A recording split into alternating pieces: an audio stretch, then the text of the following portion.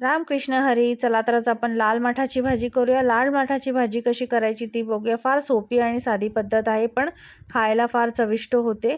तर तुम्ही बघू शकता इथे मी लाल माठ घेतलेला आहे, बारीक चिरून घेतलेला आहे. आता 2 ते 3 पाण्याने धुवून घेणार आहे. त्याच्यानंतर लागणारं साहित्य: ओलं नारळ घेतलेला आहे, कांदा घेतलेला आहे, लसूण घेतलेला आहे, मिरची घेतलेली आहे.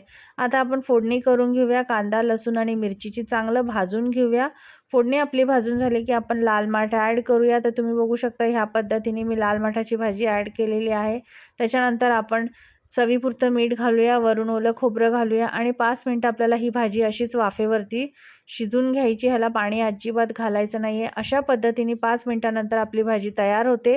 तर तुम्हीसुद्धा करून बघा, तुम्हाला नक्की आवडेल. लाल माठाची भाजी ही खायलासुद्धा फार चविष्ट लागते. अशा पद्धतीने आपली लाल माठाची भाजी तयार आहे. मी भाकरीबरोबर सर्व्ह केलेली आहे.